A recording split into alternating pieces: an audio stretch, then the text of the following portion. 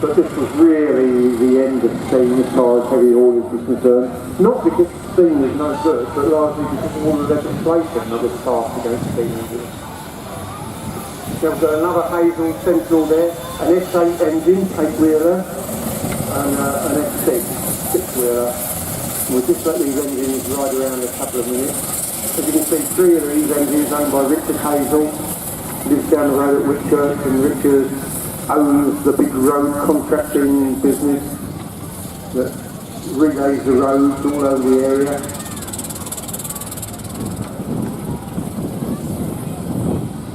Keeps you held up in traffic jams just when you're going away on holiday while he tarmacs the roads for you. And the Richard's got 3 of these wagons, S4, S6, and a unique S8. The S8 is the only one of its kind still in existence. There weren't too many built for those S8 Sentinels. And that one, when first built, was used as a yard demonstrator for Sentinels. Oh, we've got the Foden coming along now. Now, as you can see, this Foden looks very, very different to the other wagon. It was built a little bit earlier. It was built in 1926, Foden wagon. And this Foden is more in sort of traction engine format. It's got the running, I should say the engine, the piston, the cylinders, all the work, crankshaft and everything on the top over the boiler, just like a traction engine. We call that an overtype engine.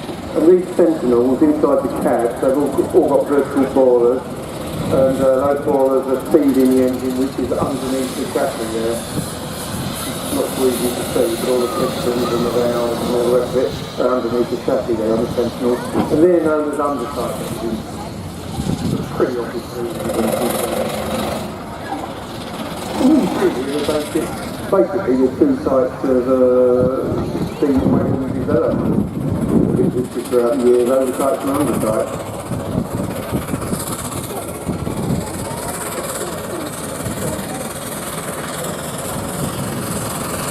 My colleague here just reminded me, the beauty of these engines is they're wonderfully quiet. How we love to see these run through the engines, stop annoying one of them.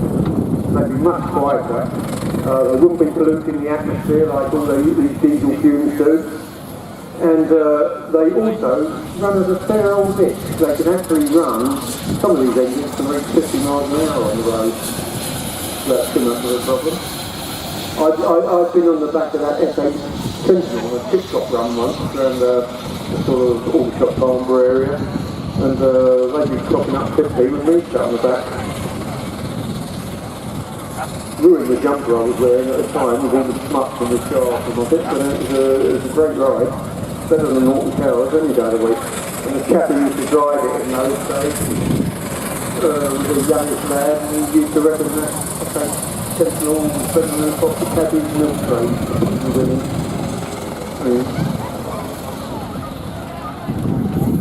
Engines lined up coming to the arena next. They thought it was a good idea to categorise these engines, give the marshal something to do. And I think standing right in front of the caravan here, our rally chairman at the moment, Mr. Bartholomew, organising things, making sure we all behave ourselves. And he's organised these 4 Wallace and Stevens engines. Wallace and Stevens built engines down in Basingstoke, fairly nearby. And this first one is the first time to Woodcote Rally. It's a 1924 roller, road roller, in named Daisy May. And it's now owned by Richard and Carol Waitfall, who purchased that very, very recently from the old Feely sale at Maidenhead, which took place a few weeks ago. The chap who used to run Knoll Hill Rally for many, many, many years, John Feely, died quite a time ago now, and his collection, he had a huge collection of stuff. His collection got split up not long ago, and this is in the sale, and the Waitfalls took one look at it, decided Daisy May was for them, and bought it. Spent its working life in Hampshire. Now we've got another Richard Hazel engine here. Richard Hazel's actually got 5 engines on the field today. This is a 1930 Wallace and Stevens all-bolt tractor. It's been named Duke of Wellington for the simple reason that in its working life it works on the Duke of Wellington estate, a tractor of Stave. near Reading, and it was used for timber haulage and those sort of jobs. Richard Haver actually saw that engine at Woodcote Rally in 2003 under somebody else's ownership. Took one look at it, thought, I want that.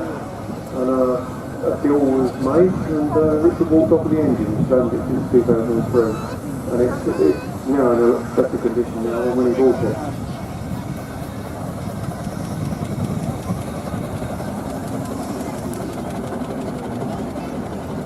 Right, we've got a 1919 traction engine, agricultural engine, owned by Les Palmer from the Maidenhead area, and I'm told that it's Les's grandson up there steering the engine today.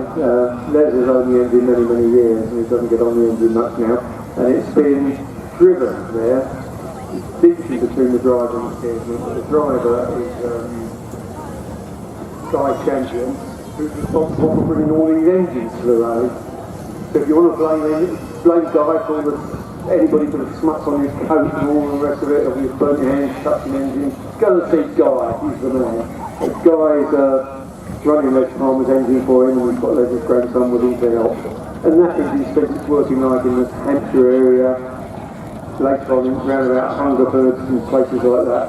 And they purchased the engine back in 1954, so it's been in their family for a very long time now. Always nice to see a nice agricultural traction engine.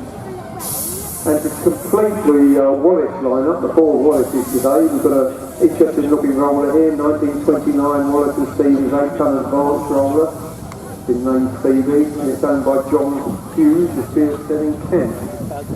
It was once owned by Walls of Egham, and they ran it up until the 1960s before it got sold off and then eventually entered preservation. Very different to most of the other rollers you see. You notice it hasn't got chain-driven steering, it's all Ackerman steering there.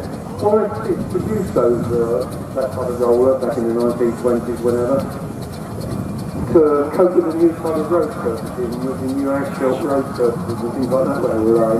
They wanted a quick reverse roller. A normal roller would do a run on the tarmac, stop at the end, throw itself into the reverse, go back again, and while it's standing still, make big dents in the tarmac. So while it's trying to produce one, but reverse quickly before it could make the dent. And that was their solution. That's that car, successful. Now, we've got a 1922 Aveling Porter 8-ton roller here. Aveling and Porter built more road rollers than all the other makers put together. This one's been named quite appropriately City of Rochester, that's where they were all built, and it's owned by Colin and Vicky Hazelhurst, who come from Rochester and Kent.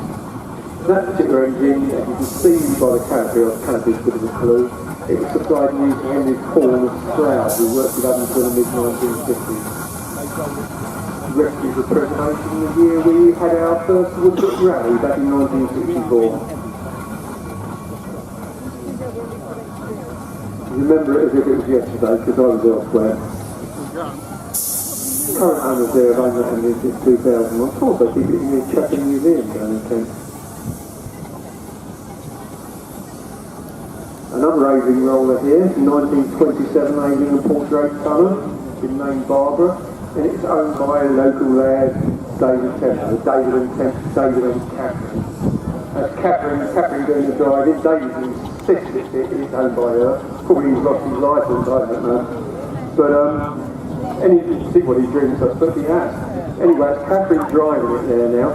The odd thing about this roller, it was built for export. It wasn't built for use in this country, it was built for export, but its working life is too long. Because everybody knows, because we all know our geography, don't we, is now Sri Lanka. It's spent its working life out in Ceylon, and there wasn't a lot of coal about out there, mostly a wood burner, and because there wasn't much coal, they couldn't travel it very far very easily, it was turned about by everything. If you look at those long screw things on the smoke box on the front there, that's like the old arrangement where they had a device fixed the bottom where from and everything was all the engine about from job to job. Obviously it got repatriated to this country, and David bought that back in 2009, I think he bought the engine. Now, This is another Alien Porter roller, 1927 one, Nimbus. It's owned by Bruce Lee. He comes from early, but I believe he does actually keep it in Woodcote, doesn't he? Well, he did it once there, guys. That particular engine was used to Southampton Corporation, one of a pair, and it remained in service with the corporation up until 1948. Bruce Lee's father, Peter, purchased the engine back in 1966, so that's been in the family a long time. But it actually, although it was bought in 1966, it was virtually derelict, and they spent the next few years restoring it, and it took them to 2010 before it was actually restoration was complete. That's a long, long restoration job. Now, this is an absolutely splendid engine. This is a 1914 Burrell Scenic Showman road locomotive, William the Fifth. The crew outfit owned by Richard Hazel from up the road, being driven there by Jim Sarney, steered by local lads, Trevor Smallbone. That particular engine was built for William Murphy of Newcastle on Tyne, who was a showman, obviously, and he used it to power a big Scenic Showman's ride. Now, why it's known as a Scenic, not normally Showman's engines, if you look up there, it's not just got one generator, it's got two. Scenic Showmans were built with two generators, the reason being that they used the Scenic ride required a lot of electricity to get the started. Really old people required a lot of electricity. They used a little bit of boost to get your cars rolling. And to solve this problem, they had an extra dynamo slung on the engine to get a boost, what they call it side. And these engines are two dynamos, you know, they're Scenic engines. That's one of them. Different, you can see the difference now. This is an ordinary Showman's engine, not a Scenic. This is a 1904 Bowl Showman's engine, owned by the David family.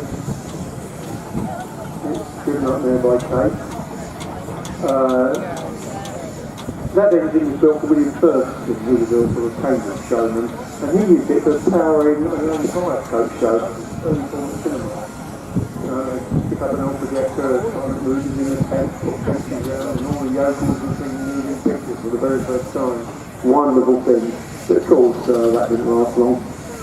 And it was put to use powering other fairground rides during its history. Spent its entire working life in the fairground. And David Davis, who's not here today, he purchased the engine back in 1984, been owned by the family of the thing. Unusual to see a lady drive on a huge, great engine like that. Very impressed.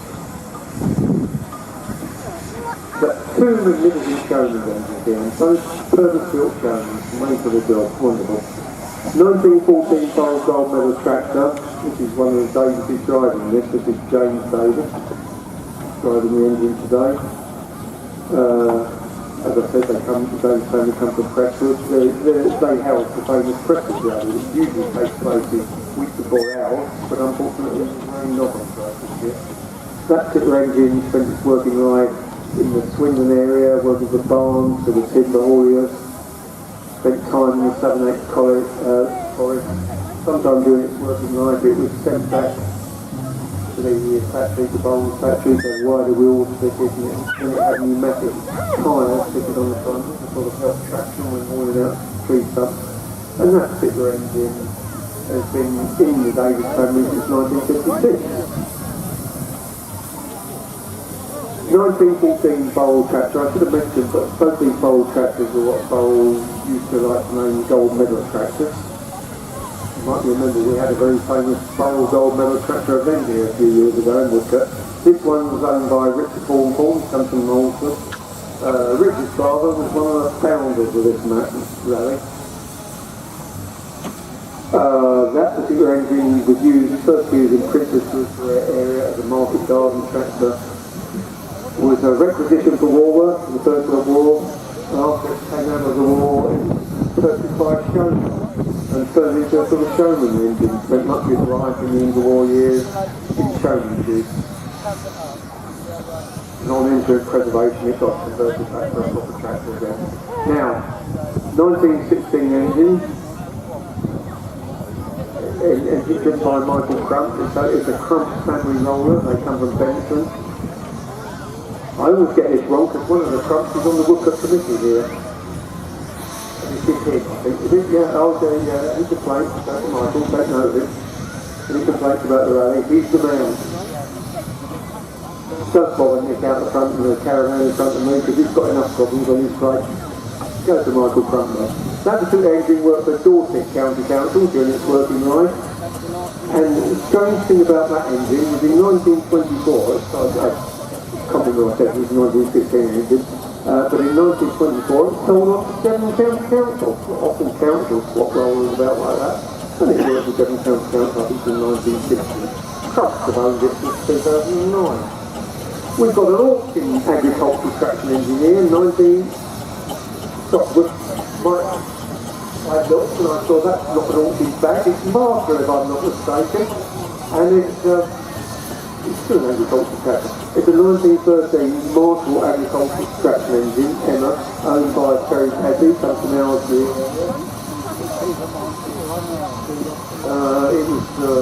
It worked most of its life in the Suffolk area, ended up in a scrapyard in Treen and went into preservation. Terry purchased the engine back in 1989. And Terry tells me the young lady up there doing the driving, this is only the fifth rally she's ever driven the engine out. She's Terry's new apprentice and she's become very accomplished. Carol, maybe. And Terry asked me to make a special mention of her because he's so pleased with her. He's had lots of lady accomplishments over the years and this is the best one yet, he reckons. And I'll tell you what, she's also got a train set collection to rival mine. It's 1922 Avian and Porter 8 colours, passing in front of me now, Stony Grove, owned by the David Stanley from Camberley. Carrying you in there.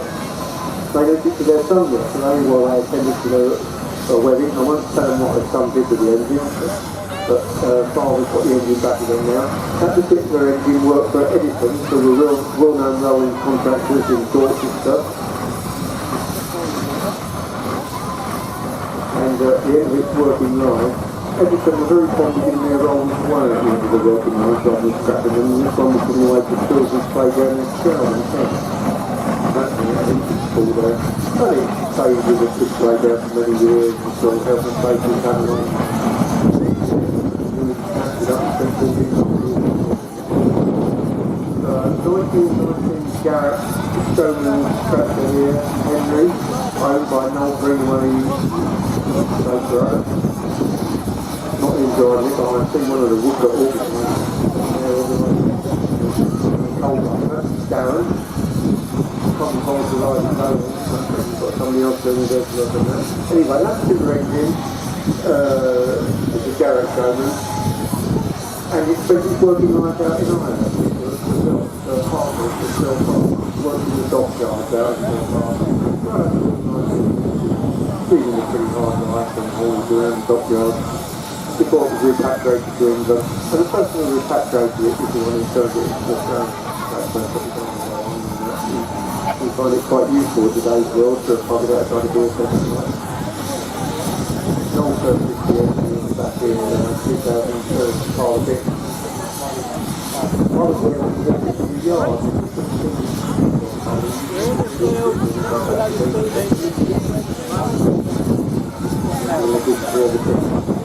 1911 Avian and Porter 6-ton tandem roller. Tandem roller for obvious reasons, 2 rolls, not 3, owned by Jeff Wingfield as winner. That particular engine was used to form County Council back in 1912. And later on, a few years later, back in 1928, it sold off to Bunker and Sons, who were steam rolling contractors down in Hybrids in Somerset. I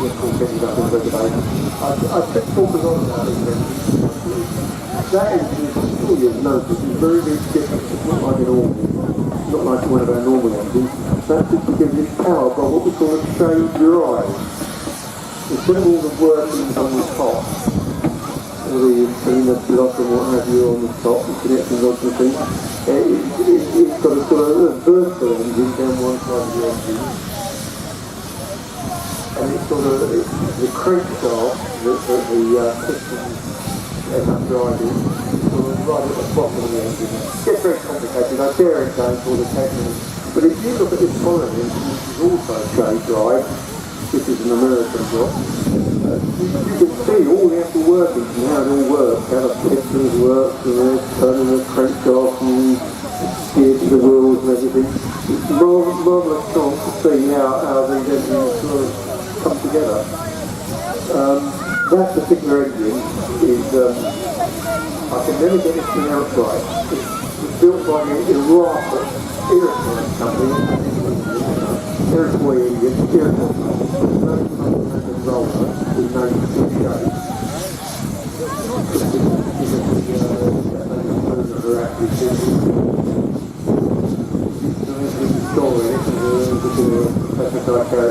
Anyway, own Luke Winfield is the young man steering it there, and his father Mark is doing the driving. That's the engine that's working in Iroquois Buffalo, Iroquois Ironworks Company in Buffalo, New York, and it works who knows where. This is a place like that. Extended repatriation, David Spooner spotted it up. With the edge of the windshield, stored it all. It's like one of our organised engines, Darren Martin's engine, the 1930s Fowler, 12-ton roller, all the other rollers, Vincent was the Fowler. It was another working on the course, but it was working on the course. Rich Pastor, 1975. Probably the hell of Darren Jones in 2012. Darren used to be a customer once upon a time, years ago, but he's now got a 1921 Adrian Porter, 800. We've got so many Adrians, because I said before that Adrians are the main builders of rollers, and very fine engines they built too. This one owned by Gary General, the Woodcote. This is working night with Devon County Council, sold off in the 1970s, presumably it was well retired in 1977, but they sold it off in the 1970s. And actually Gary's only owned it since 2013. But he's been making great use of the rollers and he's had it because he keeps winning all our slow races that he's got with that engine. It's kind of been a bad buy. Now, we've got a hedgerow condition job here. 1920 Marshall Agricultural, owned by Stuart Smith, comes from Netherwarrock in Hampshire. This particular engine, when new, was supplied to the Tyler Brothers in Stowmarket in Norfolk. Later went on to work for other Norfolk owners. Would have been used mostly on trekking duties. I think it was actually owned by trekking contractors. These owners of featured engines, with the engines, the trekking farm, all around the farm, all over the place, drive the trekking job. Another time in the year, it's probably what the haulage work, that sort of thing. Anyway, Stuart purchased that engine back in 2008. And there's something to store in it, it's the partial restoration, we've got it running beautifully, the engine. And he decided, it's rather nice about that, how you would have seen all these engines back in the late 40s and the 1950s.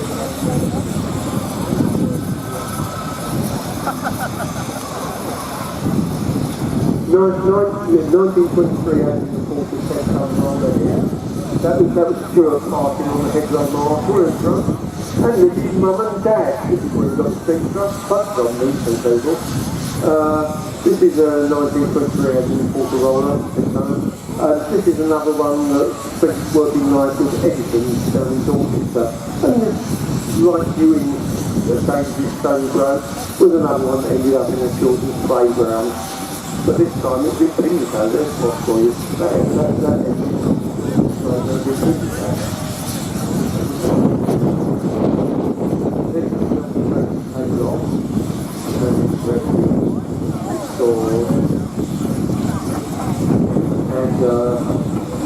I think it's meant around 1993. we're not having any doubt with Tower engines. Tower engines were some of the main builders of engines. There were virtually three big builders of engines, Tower, Bowles, and Porter. Tower has built engines up in Leeds. This is a 1919 Tiger tractor.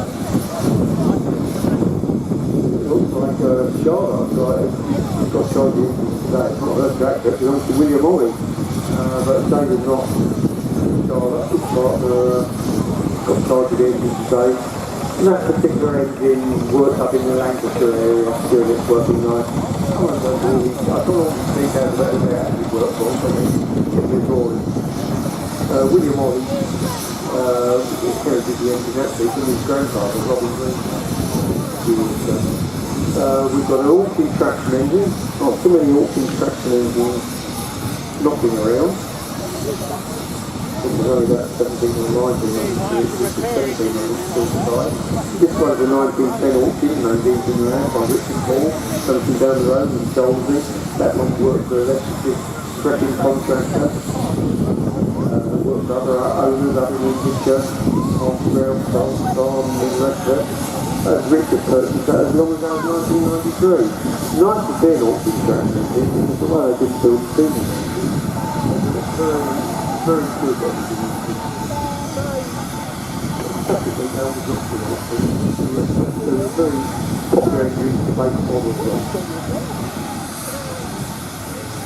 We've got a 1910 Clayton and Shuttleworth traction engine. We don't see too many Clayton and Shuttleworth engines. We've had a few over the years, but not that many.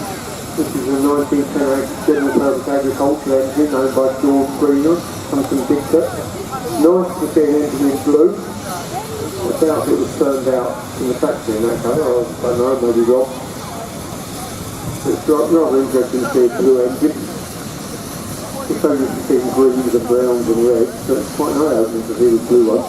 That one worked in the Norfolk area, and it would have been basically used traffic vehicles and that sort of thing where it's working right.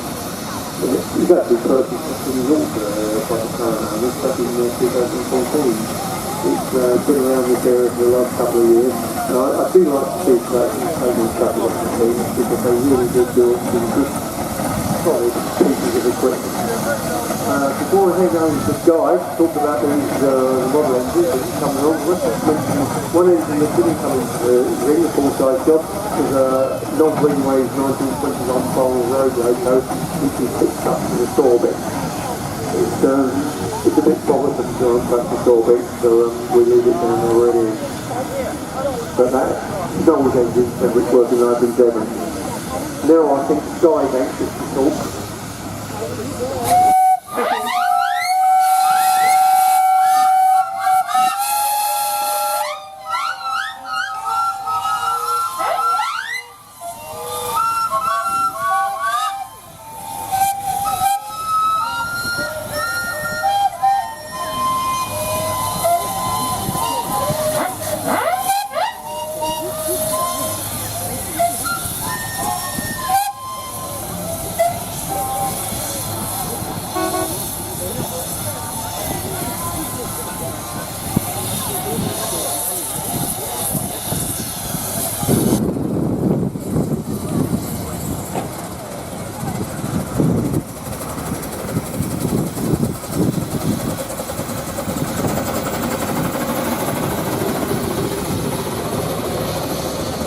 Just think if you put these things back on the road again, you could open all those Wilk coal mines, give the Wilk something to do.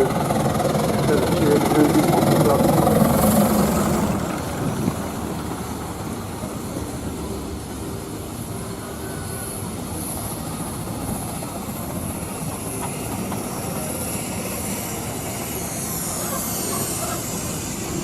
I didn't mention the clothes either, how ridiculous it is. Used to have all Task brand equipment attached to it. Back at one time doing its work at night, worked for a company called Star Road in Hertfordshire many years ago.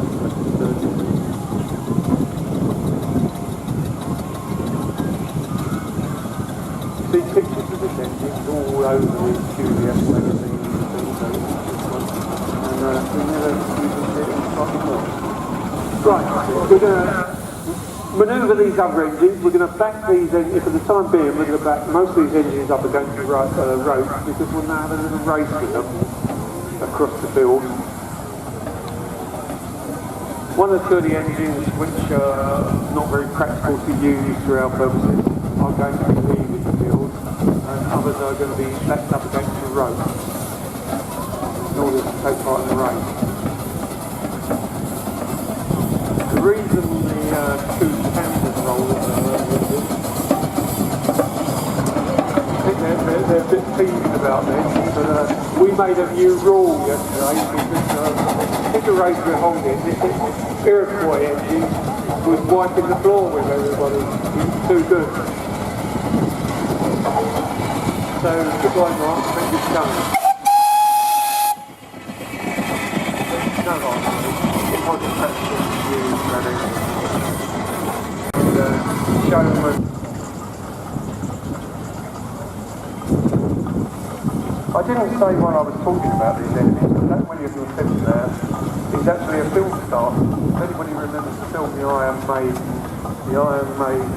sort of fought a battle, two engines in competition to win a race purely. That's what the film is all about. And one of the engines was the Iron Maiden, and the competition was the big actually that one. Film. It was Battleship Grey in the film, and it was named the Dreadnought for the purpose of the film.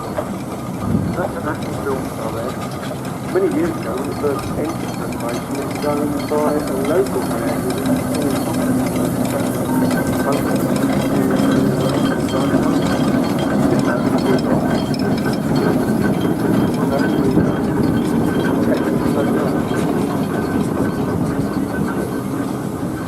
nice to see Richard Hazel brought the engine back to the area all these years.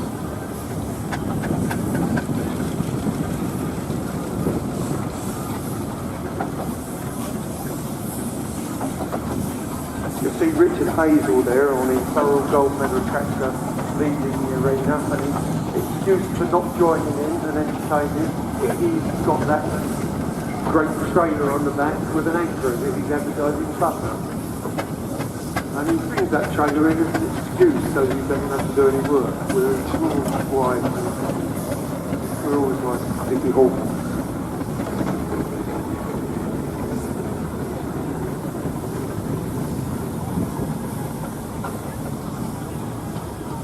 Goodbye James Davis, thank you for coming and bringing your two engines.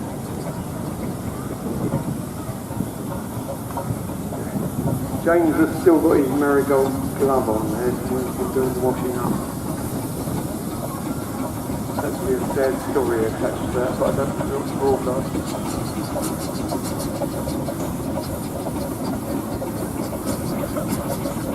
This Wallace and Stevens Daisy May, first time it's at Woodcote. Many years ago it was often seen around the Maidenhead area, around Knoll Hill and that sort of way. Been off the circuit for a lot of years now, a couple of decades. Back of it, that's here at Woodcote.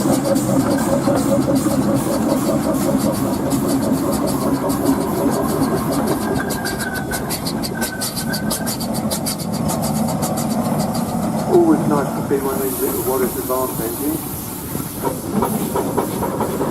I'm not sure I can road this one though, because it's the road here with.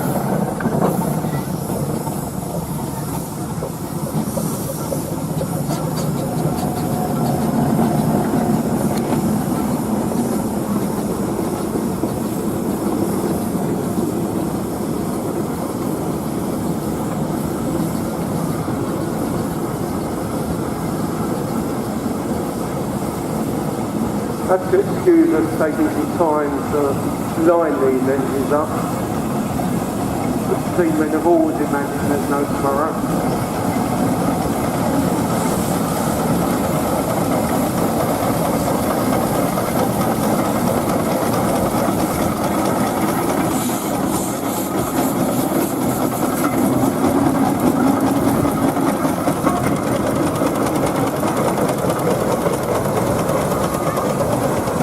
not only do the steam engines look wonderful, not only do they sound better on the floor, they also sound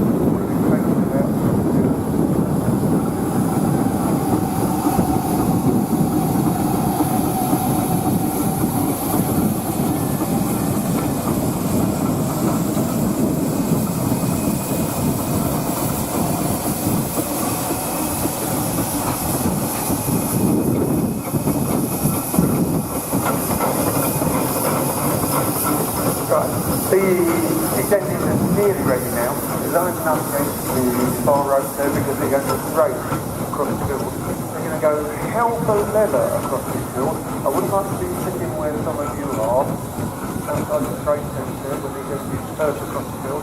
But the object of the exercise is to circle